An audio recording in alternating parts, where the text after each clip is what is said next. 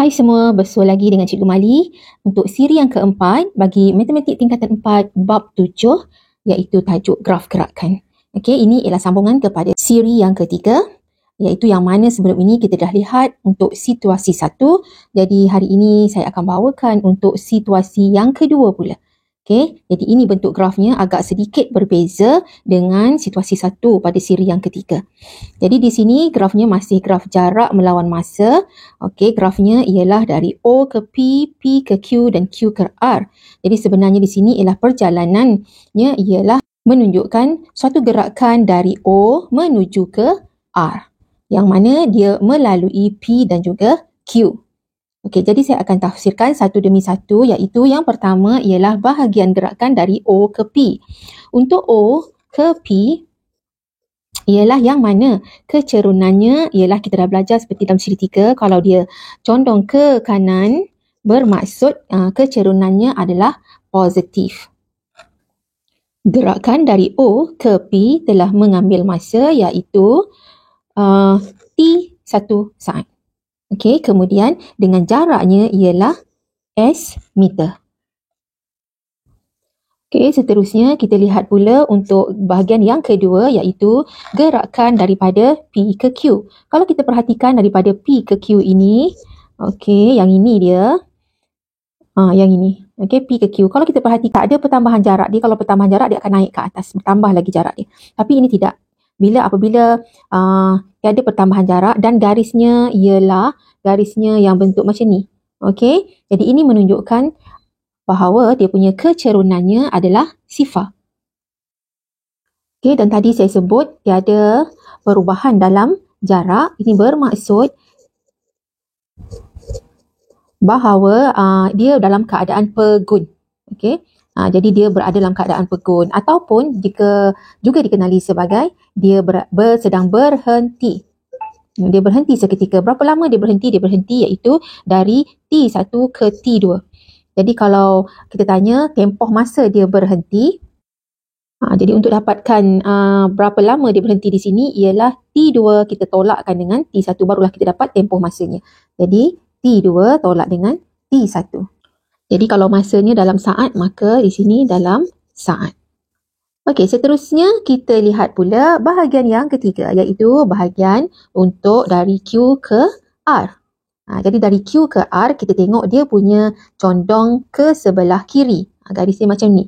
Bila dia condong ke sebelah kiri bermaksud dia punya kecerunannya adalah negatif.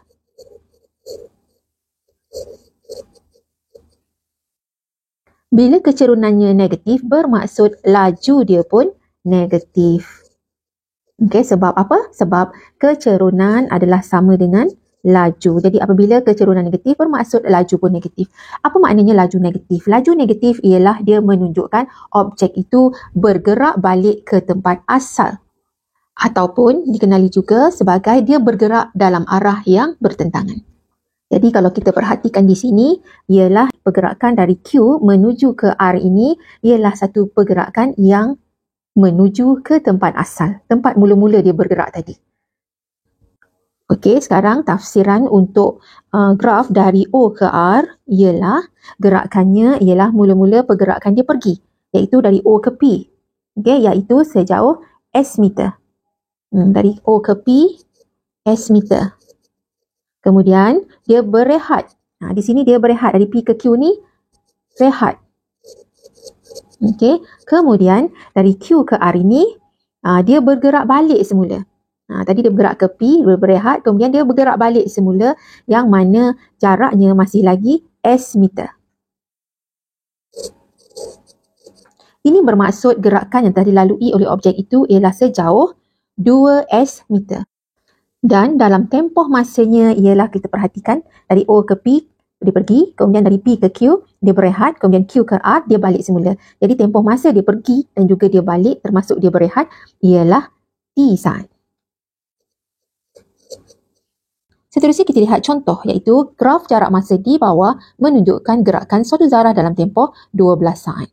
Okey, jadi di sini diberi jaraknya dalam meter dan waktunya dalam saat. Okey, tadi saya dah sebutkan kalau di sini bermula daripada O di sini Kalau di sini P bermaksud O ke P ialah perjalanan dia pergi. Dari P ke Q, kalau rata saja macam ni, tak ada pertambahan jarak, bermaksud dari tempoh P ke Q ini dia berada dalam keadaan rehat ataupun dia berhenti ataupun dia pegun. Semua boleh. Okay, kemudian dari Q ke R di sini ialah merupakan dia berjalan balik. Jadi yang ini ialah perjalanan pergi dan yang ini ialah perjalanan dia balik. Perjalanan pergi kecerunannya positif. Perjalanan balik kecerunannya negatif. Okey, soalannya. Diberi bahawa zarah itu bergerak dengan laju 1.5 meter per saat. Okey, dalam masa 6 saat yang pertama. Lajunya ialah 1.5 meter saat kuasa negatif 1. Okey, diberi dalam tempoh masanya ialah 6 saat.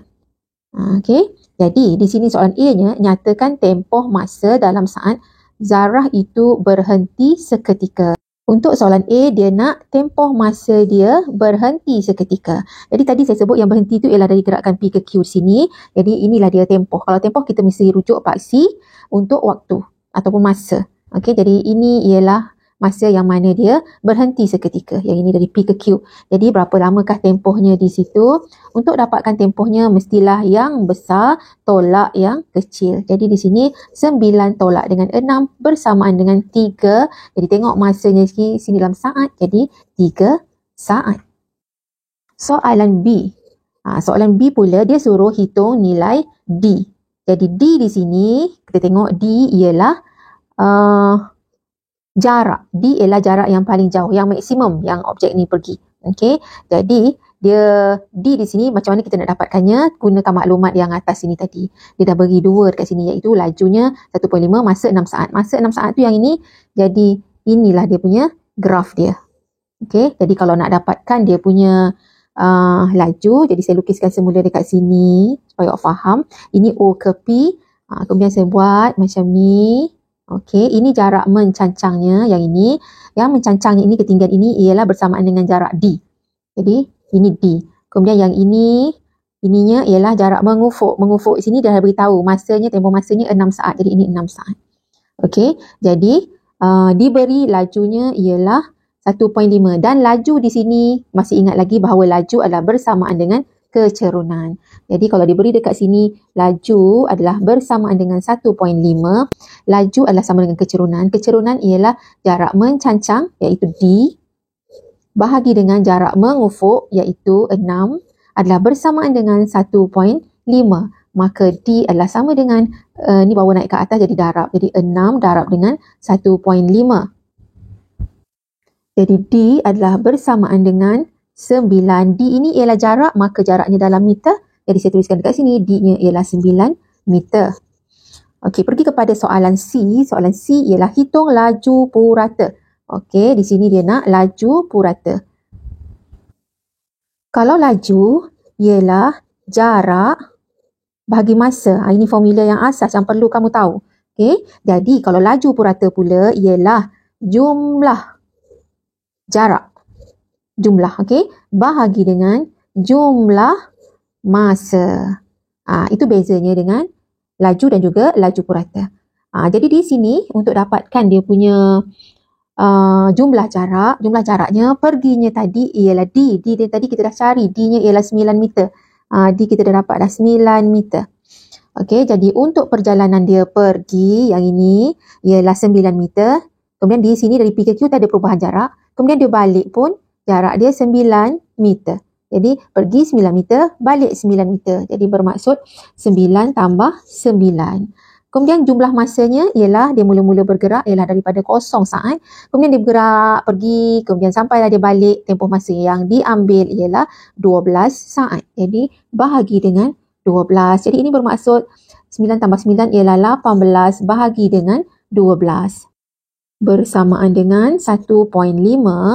Okey, unit yang dikehendaki dekat sini ialah dalam meter dan juga saat. Jadi meter per saat.